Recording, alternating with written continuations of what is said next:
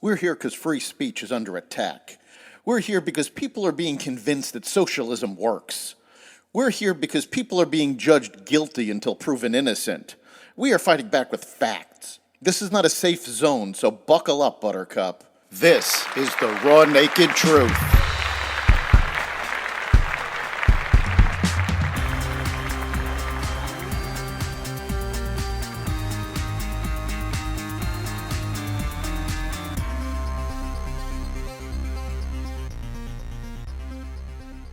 Would-be Trump assassin in court. Diddy Combs arrested. TikTok fights to stay in the U.S. and more. Welcome to the Raw Naked Truth. I'm your host, Eric Lopkin, and here's the news you need to know.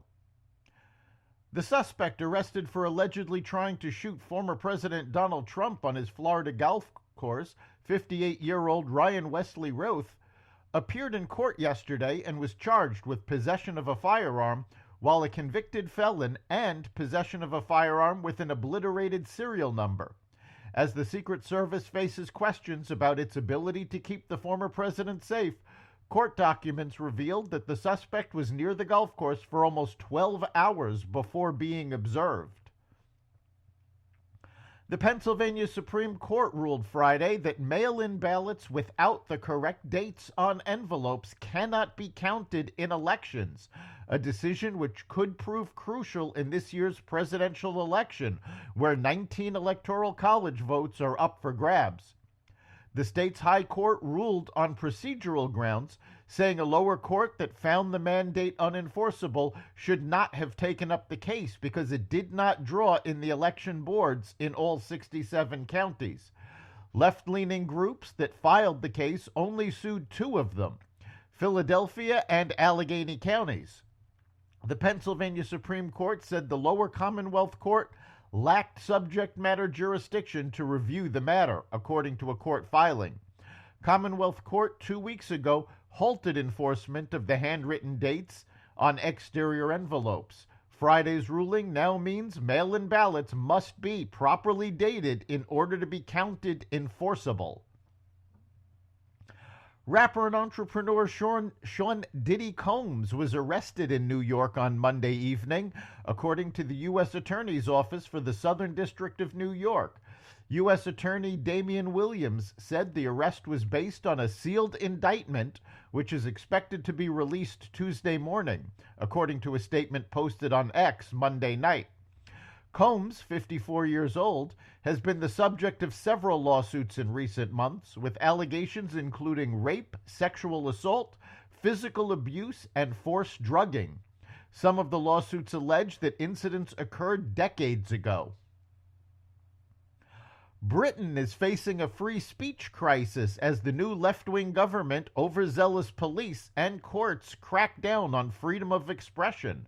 Prime Minister Keir Starmer, the leader of the ruling Labour Party, and his government of barely 2 months have been accused of rolling back free speech protections on safety grounds and failing to root out selective enforcement of laws.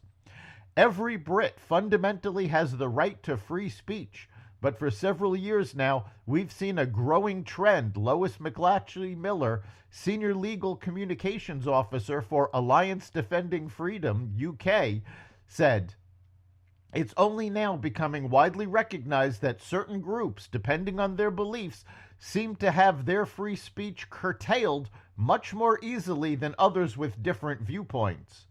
Widespread riots in the streets of England last month and a heavy-handed approach in response to the social unrest reignited the debate about free speech. On Monday, a federal court heard arguments from TikTok that a forced sale or ban would violate U.S. users' free speech rights. In April, Congress passed a law forcing the company to either shut down or sell to a non-Chinese owner by January 19th.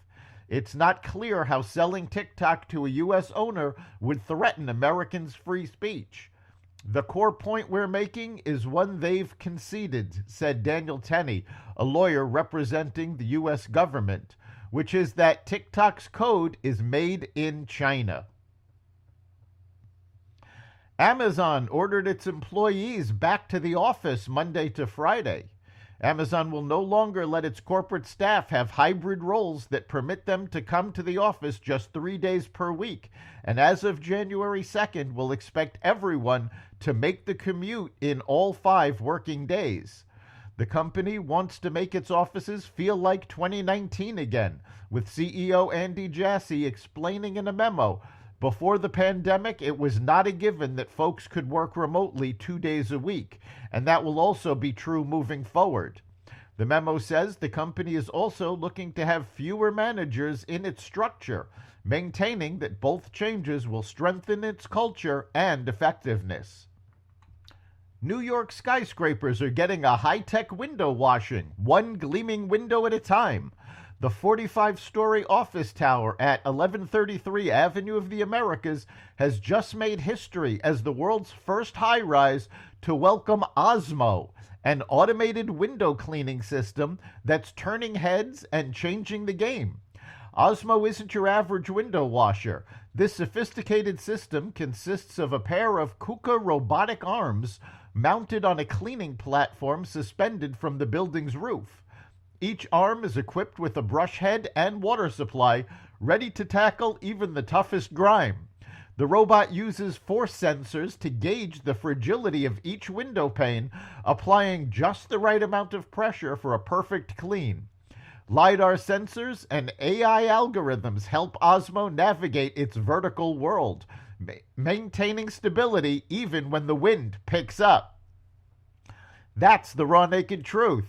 You can catch every episode of The Raw Naked Truth at xvadio.com, the Apple Podcasts app, Google Podcasts, Spotify, iHeartRadio, Audible, Amazon Music, and other platforms that respect freedom of speech. We'll see you next time.